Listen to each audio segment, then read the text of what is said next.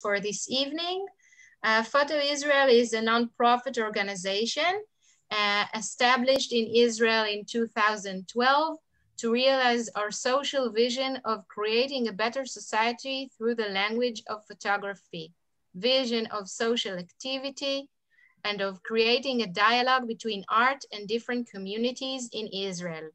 We believe that photography is a universal language that reaches across all cultures and genders to be understood by all, a language that allows for building bridges between central and remote areas and between unprivileged communities and the general public. This session is going to be a talk about GUP Talent, on the lookout for excellence. I'm very happy and honored to introduce our speakers for this evening. We will start with Erik Vroons, the editor-in-chief of GUP magazine and editor at large for both GUP New and Fresh Eyes. In recent years, he also initiates exhibitions with emerging artists in the form of group shows at festivals and galleries around the world. And so I'm very happy to welcome you, Erik, and also to find this platform to thank you for being one of our collaborators, media collaborators throughout the year. So we are very happy and thank you for this evening. So the floor is yours. Thank you. Thank you, Michal. Thank you for inviting me for this event and also to be media partner for the festival. As we all know, ideally we would have been together now, but yeah, this is like second best. And I'm here on behalf of GUP magazine, which is an international photography magazine existing since 2005. So actually fall 2005. So we're celebrating our 15th anniversary right now. And actually, you know, your statement for the festival kind of overlaps with our own mission statement. We are also here to really show the width and the range of photography from different disciplines, but also from all the regions of the world. And so we do that since 2005. But basically today we're talking about our talent platforms. GUP has always promoted young emerging photographers. And we kind of extended that beyond the magazine by making an annual book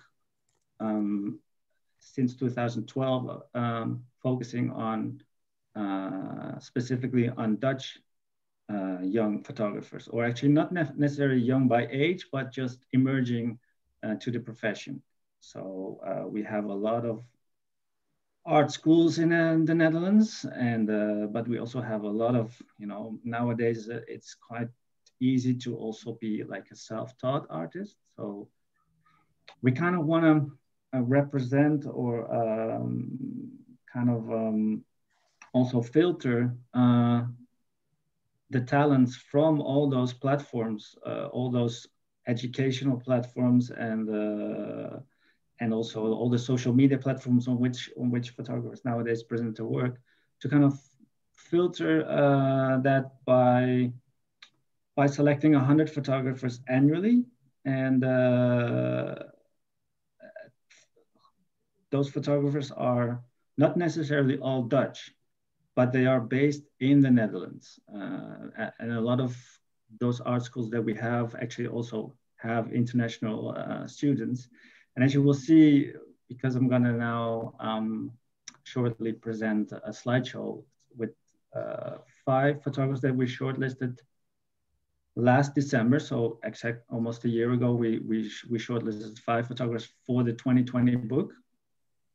And that's what we're gonna see just after showing a video, like a general 2-minute introduction kind of that has been made for the occasion of GUP magazine and our anniversary.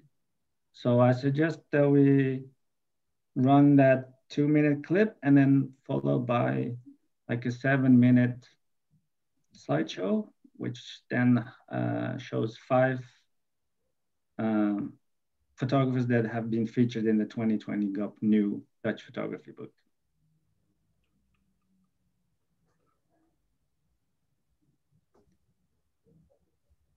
It has sound. I don't know if you can show it.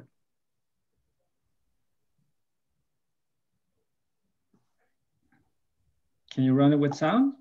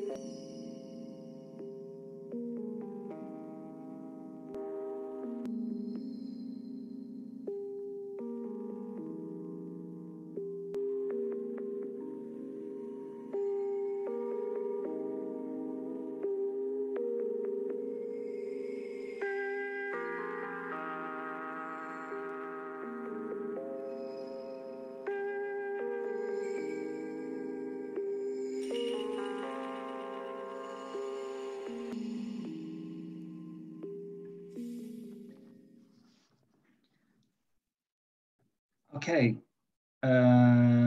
so these were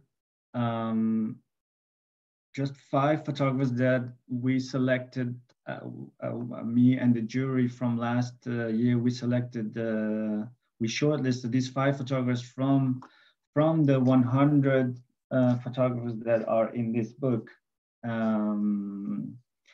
And then we also, from those 5, we actually selected an overall winner that we titled GUP New Dutch Photographer of the Year 2020. And that's actually the photographer who is also featured on the cover and that you saw in the slideshow, and that's Ioanna Zibelnik. And Anna's here with us. And Anna will now say a little bit more about her work and the work that we've seen and the work that she's actually working on right now. So Anna, please. Unmute. Unmute. Yeah. Okay, hello everyone. First of all, thank you Photo Israel for inviting us, and thank you Erik for this short introduction. Like you said, I'm going to present the series which got me the GUP Awards and which was also shown already in the slideshow, but I want to give a little bit longer and in-depth introduction. The series, and maybe we can skip the textual part. Perfect. So the series is called We Are the Ones Turning, and I always like to start with a little bit of background, how it actually came to this topic, because as I will explain later, the work is about death and the fear of death, and people always ask me, how did I come up with such a dark thing? So in 2017, I was working on a documentary project about the blue zones, which are areas in the world where people live extremely long. And what was interesting about it was that these people had a really special relationship with aging and dying, and that's what really fascinated me. And because at that time it was not really possible to continue working and traveling to all of those places, I wanted to translate the topic and bring it to the more developed societies, let's say, because these villages are often really remote and hidden and small and kind of cut out from the world. So I was asking myself how I could still explore this relationship that humans have with mortality and that in big cities. And I started by talking to a lot of people who had anxieties regarding death and all kinds of fears surrounding it. And I was trying to take pictures of that. And what I realized quite quickly is that it's quite a difficult task, because it's such a broad topic that everybody has a unique image of it, a unique image that they connect with it. So if I wanted to make a coherent series, that was basically impossible. So I kind of reset the whole project and started really thinking what kind of images I connect with it, and made it a bit more personal and a bit more about the area where also I come from, about the cultural space I'm familiar with, which is let's say the Slovenian or wider Slavic one. But at the same time, I always like to emphasize that I don't consider this project to be, I'm still quite distant from the topic. So I wouldn't say that it's, that it's a kind of therapy. I always approach it even theoretically, I could say, but it just meant for me that I had to be honest in how I take pictures, because I feel that death is it's something that of course can be understood through metaphors and through symbols. And if we scroll down a bit to some other images, I also do use symbols like a clock, or like, for example, like here, or a bird, or things that are kind of easy to connect with it. But at the same time, what was more important for me to look for in those images was not these symbols, but the feeling that's underlying everything. So how does mortality feel? And that's not something that I feel you can exactly point at. So this was kind of the guiding idea behind it. But while I was doing the research for the work, I came across another idea, which at that point I didn't know exactly how to include, and that is about the different temporalities that exist in nature. And if this series, so We Are the Ones Turning, if that was really about the human temporality, what I'm doing now is trying to consider also less anthropocentric view in it, and also consider plants and animals. And yeah, I came across this idea of haunting in nature. In particular, it was a sentence about lichens, and I think it was a book, The Arts of Living on a Damaged Planet. And it said that lichens are ghosts from the past, but that they're ghosts from the past, but they also peer at us from the future without us. And that was kind of the starting point for the whole series, which I am working on now. And it's really, I feel that it's really closely connected to the former work. So that's why I want to also show some images from that I'm currently working on. Maybe we can move on to it. Thank you. So in Immortality is Commonplace, I'm basically taking pictures of immortal organisms, of organisms that can live extremely long, which in particular lichens, I find like their main subject, and I find them the most relevant because yeah, they're kind of a nice metaphor for the current environmental conditions, because they can really live long. They can live for centuries, provided that they have good conditions, so clean air and low pollution and so on. But they can also be really fragile. And at the same time, we have the medium of photography, which I'm using, and it's a medium that we normally say that immortalizes things, that it takes them from life and preserves it. So there's all these classical theories such as Barthes and Bazin, who say that photography and that have a kind of very close relationship. And I don't know, if we think of, for example, a portrait of someone that we know, this portrait, every time you look at it, it kind of becomes more about death. And while this person, like the photograph doesn't age, but the person in real life is getting older, and that's what this relationship is all about. But if you think of an organism which is in fact immortal, and it could potentially outlive the whole medium, then it becomes really interesting for me, because with a photograph, it's a completely pointless gesture to do, because it's not really possible to capture this to this life and preserve it, because not just that they're actually lichens. What makes them really immortal is the fact that they are symbiotical organisms. So they're not individuals. So the whole notion of that is structured completely differently. It's not that they can survive because they're single organisms, but they're actually a whole colony of beings that live together, which in this case is algae, fungus, and bacteria. And I find this idea really nice, that this immortality is actually only possible as a form of collaborative survival. And there's actually another thing that I read earlier today, and it is that you can't make a lichen do anything you don't want to. It doesn't want to, because they can only grow wherever they want to grow. You cannot plant them.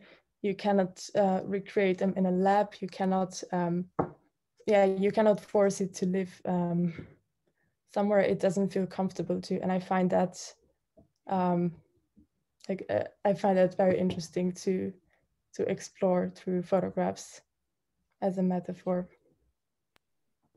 Anna, yes. So that's a really interesting. It's also the first time that I see this, and thank you.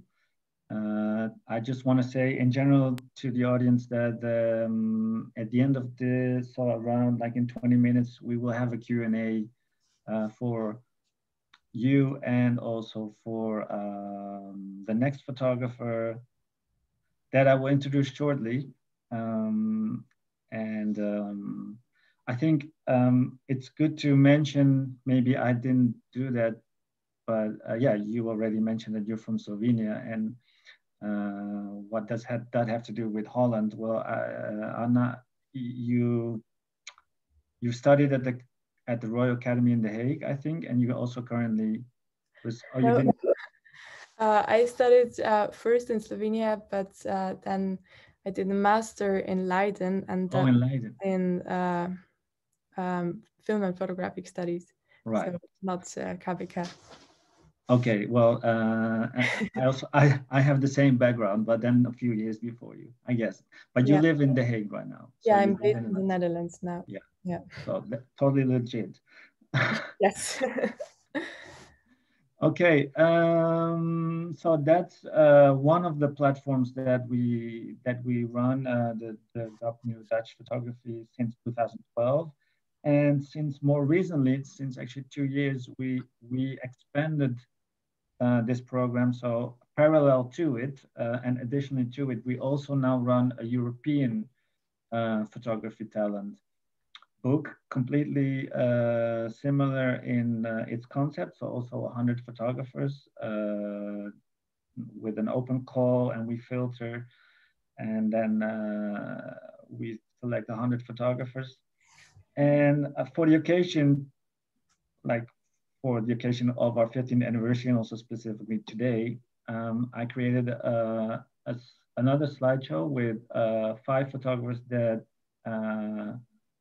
have been selected from the Fresh Eyes, because that's the title of our program, from the Fresh Eyes 2020 book. So if the moderator is ready, then you can start the slideshow.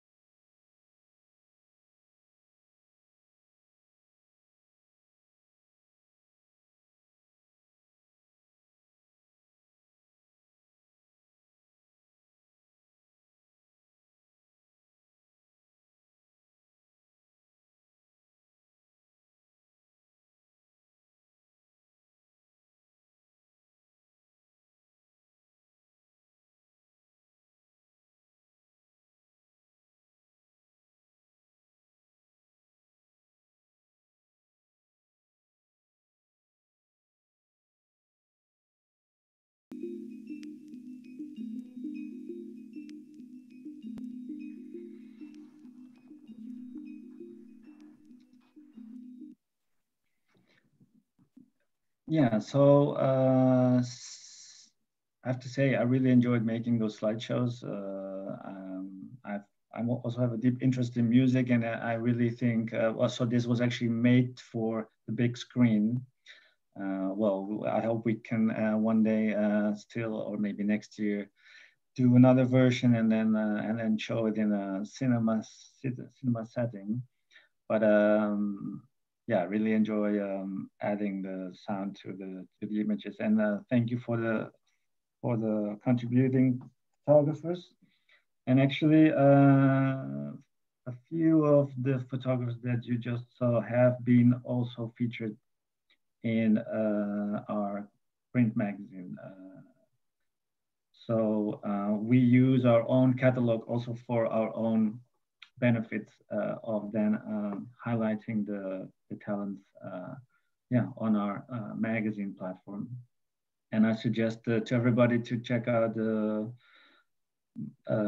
GUP magazine, but also GUP New and fresheyes.com if you want to know or see more about the work.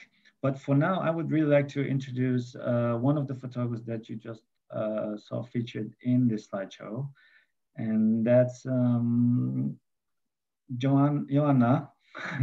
Sakellaraki, who is from Greece, now based in Crete. And yeah, Ioanna, I would like to invite you to say a little bit about the work that which have been included in the book. And yeah, tell us about it. Absolutely, thank you. I'll just share my screen quickly. So thanks so much for inviting me, Erik, and for Photo Israel for having us. So as Erik briefly said, I'm Ioanna Sakellaraki. I'm a Greek artist based. I'm currently in Crete for a project during the lockdown, but I'm normally based between Brussels and London. London is where I have just started with my PhD research in visual arts at Kingston School of Art. And I would say, coming from cultural studies and journalism background, photography for me emerged and kind of started triggering my interest from a different perspective, because from very early on, I saw that the medium had the potential to create a certain sort of conversation between reality and imagination. And that's what I was really interested in through my own photographic work. So I was very kind of triggered by the idea of how the image kind of affirms things in their disappearance and gives us the power to create absence through fiction. My own practice itself revolves around the notions of memory loss in fiction, and the truth is in the soil that you briefly were introduced in started evolving 4 years ago when the death of my father sparked a journey back to Greece after living away for a decade already. And I slowly started working around the idea of fabrication of grief within a family and a culture. So I was really interested in this constructed space of fantasy and loss, and how my own photographic practice was kind of transforming into a question of becoming through loss, and was creating these liminal spaces of absence and presence that I was already really interested in. While I started working in this project, I was looking inwards in terms of how I was going through my own grieving process.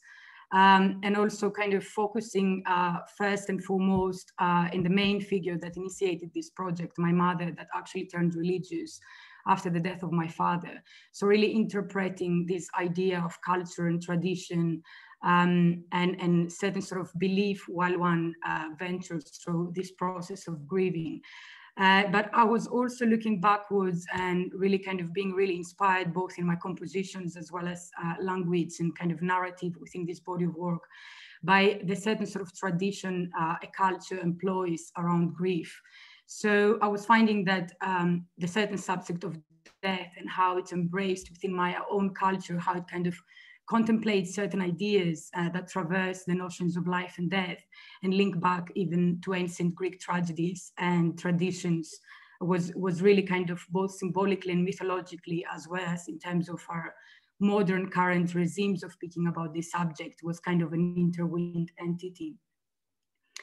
And as I was halfway through the project and I was really kind of working around these notions and focusing on the personal story, I received a grant from the Royal Photographic Society to organically somehow start working around this idea of a cultural identity and a tradition around death. So I started documenting the last female communities of professional mourners that are situated on the Mani Peninsula in southern Greece. And the project started really in the fine line between a certain sort of legend of a tradition, as well as what has remained out of this culture around death, the kind of certain sort of disappearance of a tradition speaking of death. So there was a kind of documentary sort of exploration around these women really carrying out work in the field that I think it's always the first sort of connection I have with the subject and is informing the later stages of my making processes.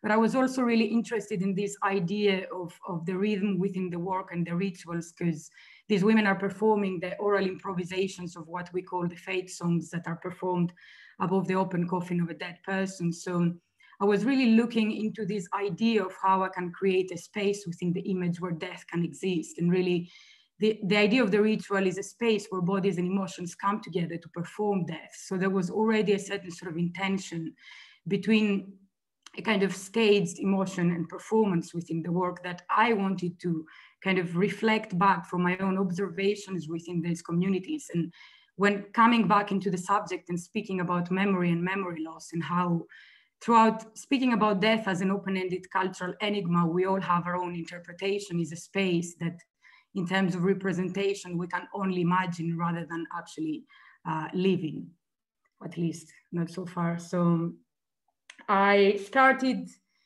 kind of working with original figures of the portraits of the mourners and a series of kind of fictional landscapes that were contemplating this whole process of the certain sort of conversation between fantasy and loss in my work. And this was one of the first images that kind of informed a series of recurring pattern within the work. I was focusing mainly in the visual aspect of it, but also how it could have this idea of suspension in the narrative and kind of give enough, but also kind of create a space for contemplation. So even the idea of the textile and the form and the texture in this image kind of started making me think of how textile was later on introduced in my work, even as a printed material. Textile being in Greek Orthodoxy, a material that is both protecting and preserving in the different stages of how the body is handled, but also how these women were dressed, with textiles themselves being almost sculptural within the landscapes. And this idea of revealing and concealing, on how there's a certain sort of transparency in the form, but also there's the idea that the textile is always covering and hiding, started being a very interesting part of how I could play around with my own narrative as well as visual language. So I started working with the cutouts of the original forms of the portraits of the mourners, and really playing with this idea of the inherent recognizability of an outline, this idea of reconstructing an identity through erasure and through kind of refiguring absence within the work. So I played with inverting light and contour, as well as the certain sort of conversation these figures and figurative portraits were kind of establishing with the actual landscapes. And really kind of through my own research in photography, because I was writing quite a lot where I was making this body of work, and I was at the Royal College of Art in London, I was thinking also around the idea of the fragment and the rupture, how death is always a rupture within one's personal beliefs and identity, and within collective identity as well, and how it's always a certain sort of reinvention and renegotiation of the boundaries of grief, of how we all deal with our own practices even today. For instance, with the pandemic, that we're lamenting loss in such a different way than we used to. So it's always something that is deeply rooted within a culture, but is somehow always constantly a fragment of something else that is an inescapable space that is reoccurring at the same time. So I think these certain sort of dialogues were very much informing, as well as lots of readings and literature around this body of work. This idea of the folding and thickening of language kind of deepens this relationship with absence and death within the work, as well as how the project started with the mother as a figure with a face, and then it was this contemplation around the multiplicity of figures of the mourners. These are some newer images. So I keep on making images with this body of work. It's really interesting how this process has kind of led into new ideas within the same body of work. And also this idea of perhaps time and time's absence within this work, kind of trying to find the space to pass through when we're speaking about death, and how the grieving process is always a long process, is a process about kind of reworking and rethinking the whole enigmatic process of how we all deal with loss. So these are a few more images.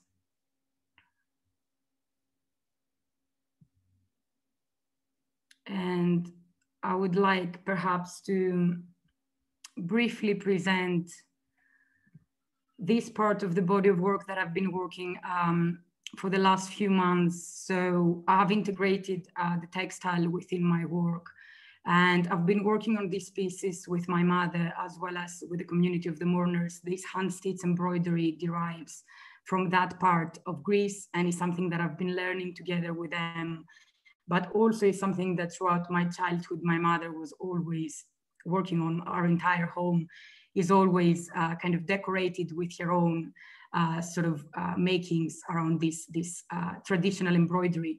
And this is an archive that was given to me after the death of my father. And it's a chapter of the work that I've been sitting on for quite a while.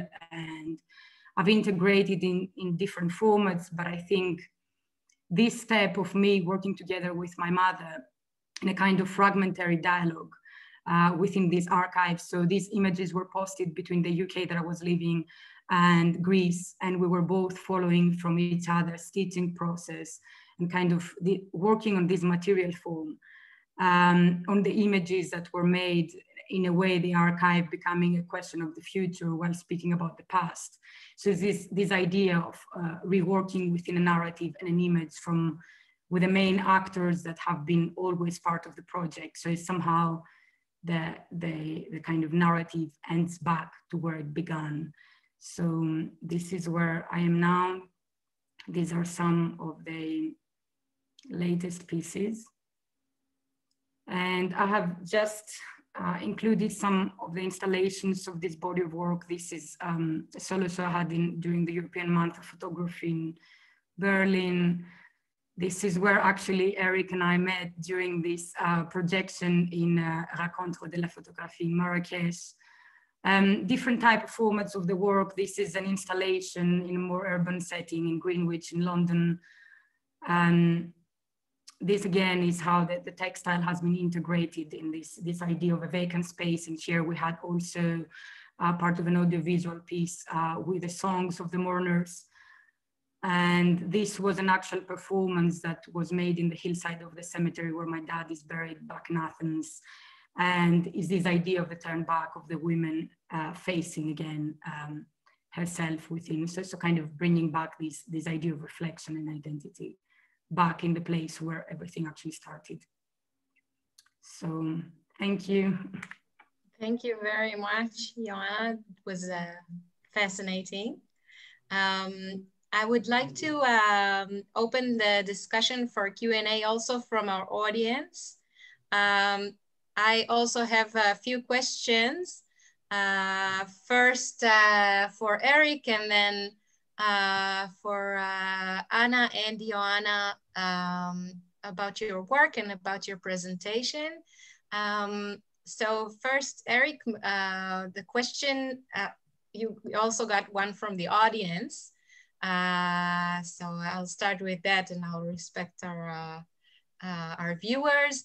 The question is are the platforms open only for European photographers, or can Israeli or Middle Eastern photographers join and send work, maybe participate?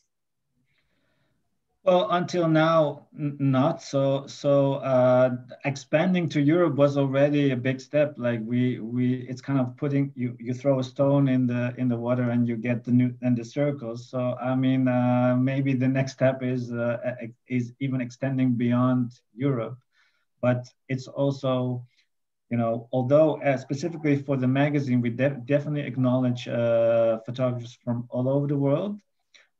For these books, we started with what we know best. So coming from the Netherlands, we have a best view of Dutch photography, and then me over the last decade traveling to a lot of festivals in Europe and connecting to the European photography world made us decide to extend it to European photography. There's also a few other platforms. Actually, Anna, for example, is also connected to Futures, which is another platform related to Unseen. And then there's Parallel, which is initiated by people from Portugal. And then so there's all kinds of European talent programs. There is a European photo world, and there's also, of course, beyond Europe, a photo world. I would suggest, I hope that this concept can maybe inspire people from your region to do something similar. I would be happy to invite anyone to copy the concept and to promote photographers from your region so that I can learn more about that through that kind of platform. Okay, so first, thank you. Maybe it's a good time to say that in Photo Israel, we have for 5 years now the Meitar Award for Excellency, which is open for photographers worldwide. And today at 8 o'clock, we are announcing the winner. So if you want to join us online. But I would like to ask another question about the topic, which is on the lookout for excellence. And as the chief editor and the initiator of these platforms, if you can say what would be like top 3 things that you will look out when you see excellence in photography. What are things that pop to your mind, or when you look through the portfolios and you say, this is excellent and this is not as much? Are there things that you can point out? Well, let me start by saying that I did not personally initiate any of this. Like, we are a team, and there's a team behind it, and there's I have to acknowledge our owner, Roy Kaman, who is the owner of the Kaman Gallery, who actually started both the magazine and the books. I'm part of the jury and selection procedure as an editor, and as an editor, I can say,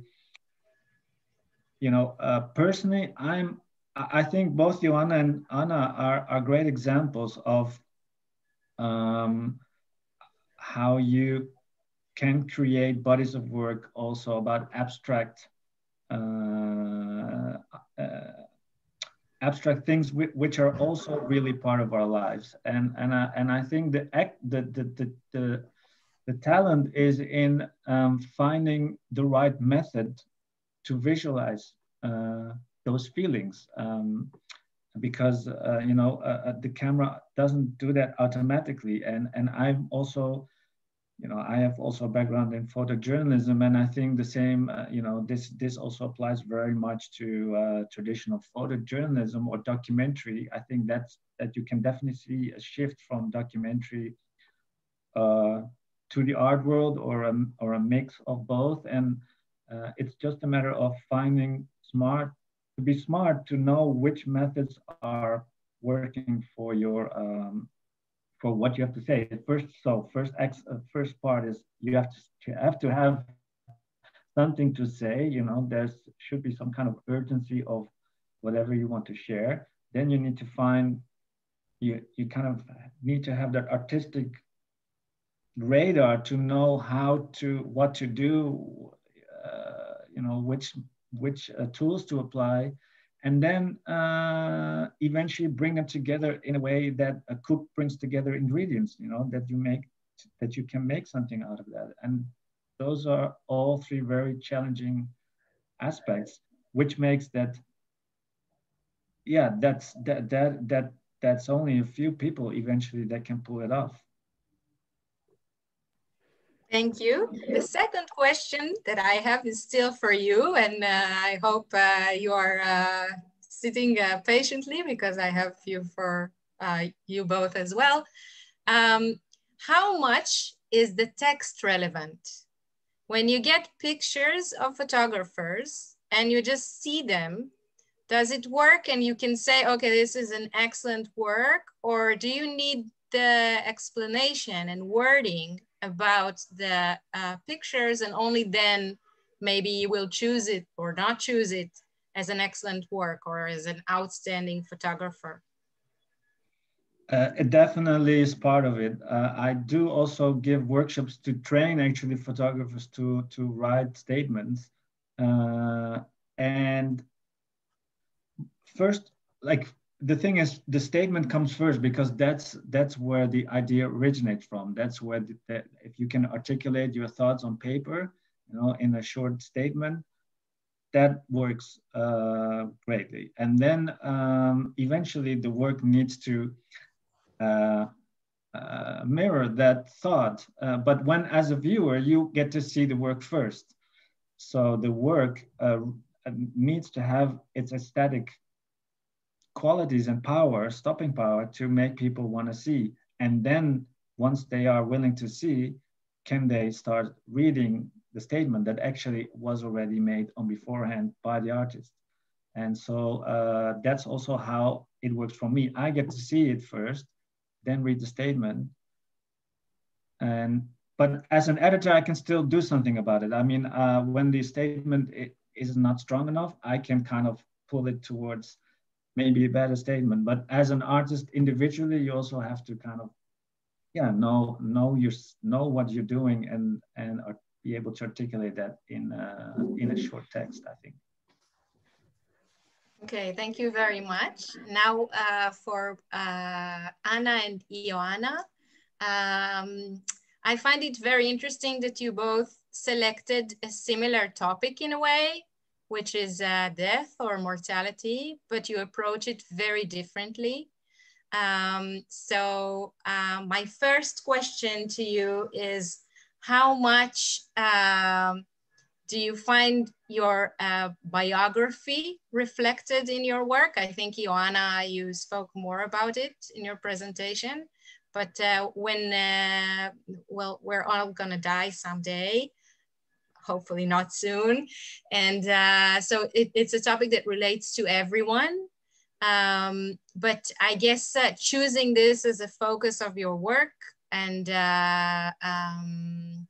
really perceiving it and articulating it through your artwork is very meaningful. And it's a hard decision to do, I think. It's not a popular choice. So if you can please elaborate, how do you find your work related to your biography? And did it, I'm sure being chosen by GUP was very meaningful, but for your career, choosing something that might not be so sexy, how do you find this affecting your work as a photographer or your career even?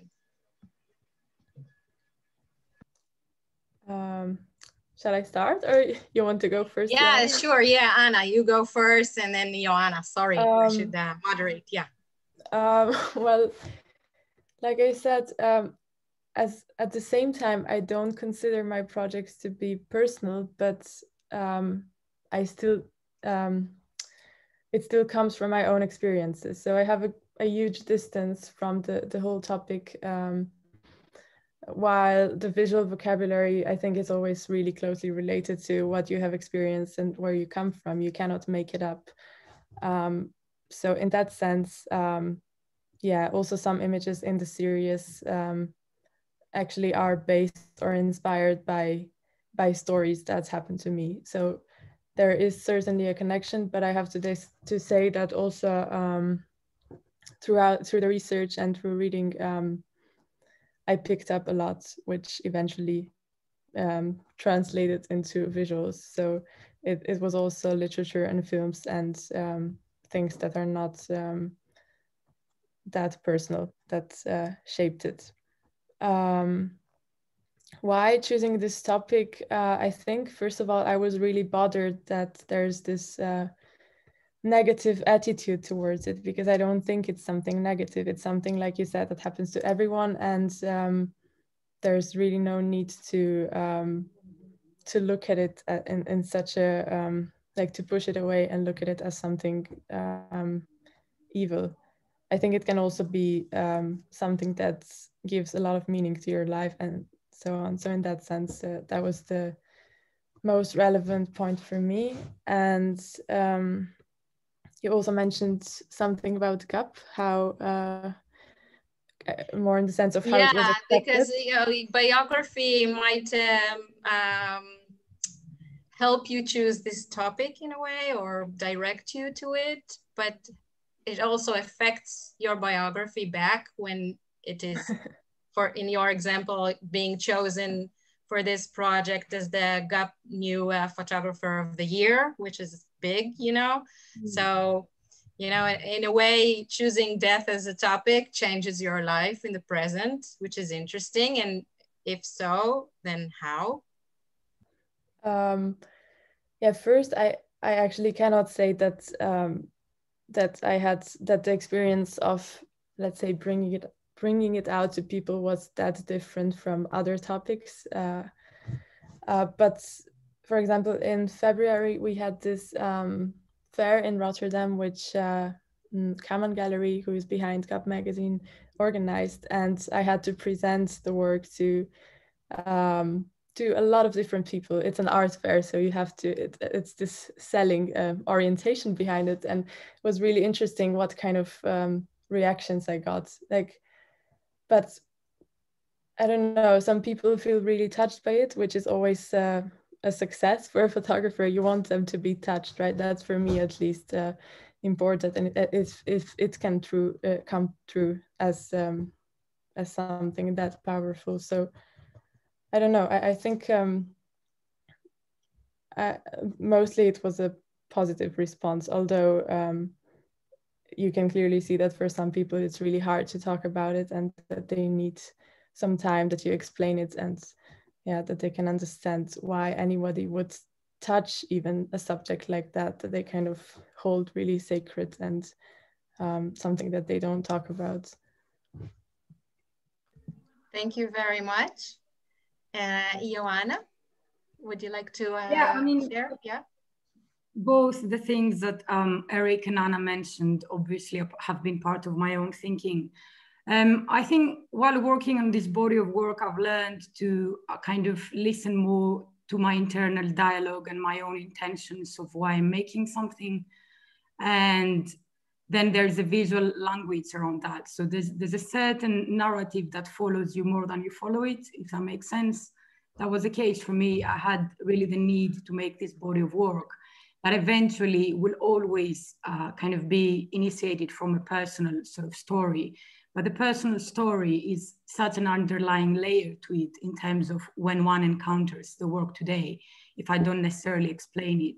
So it's very interesting what Anna said in terms of there will always be people that will come to me and say, I lost my mother, my father, my child, and this speaks to me, or these images calm me down or make me think of that, or well, we all kind of carry this certain sort of, you know, weight.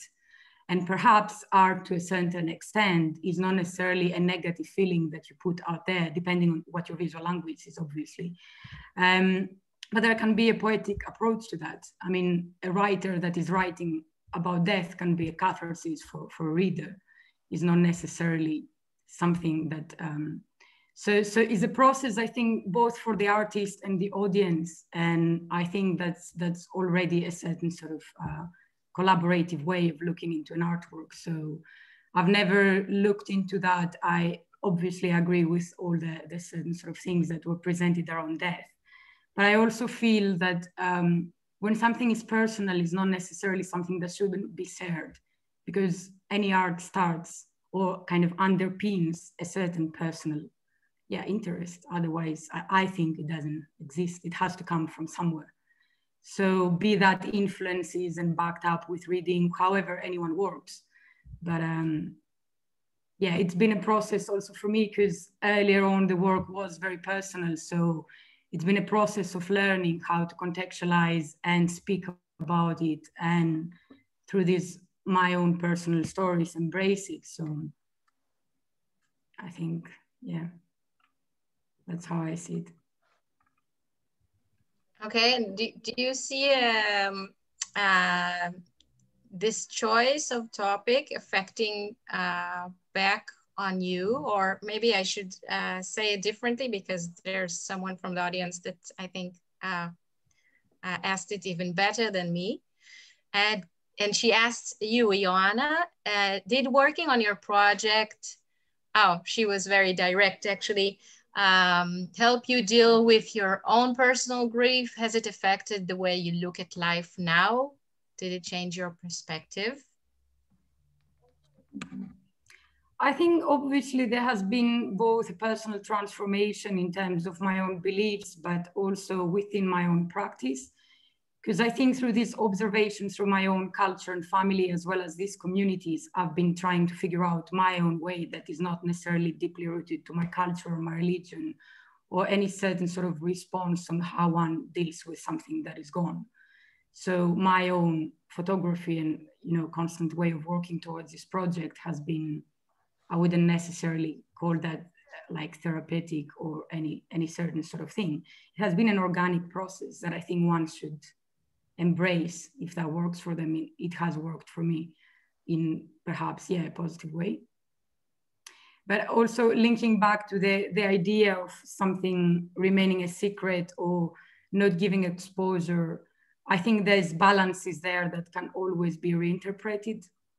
There's already ways, is what Erik mentioned about the medium itself can be used in so many ways.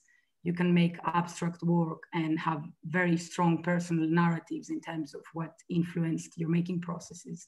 And this can be just one material that comes from your hometown or comes. So this inspiration has so many different layers in terms of how it comes together. Thank you so much. I'm really inspired by both of you, and I think this platform that GUP initiated is, I also have the real books at my home, thanks to the GUP team. And it's really inspiring to see, like you just said, Ioanna, the variety and how photography can be, even if it's the same topic, like, or similar topic, like in this talk, but how innovative it can be as a medium. So I really thank you. And I want to thank again Anna and Ioanna for sharing and being so open and generous with your ideas and your art. And to thank Erik and the GUP team for this talk this evening, and in general for all your good work and collaboration. And I hope next year we can invite you to Israel and the sky will be open and we will all meet face to face. So thank you very much, and thanks to all the people that were listening to us, and have a great evening. So thank you very, very much. Thank you. Thank you for having us. Thank you. Thank you. Take care. Stay safe. You too. Bye.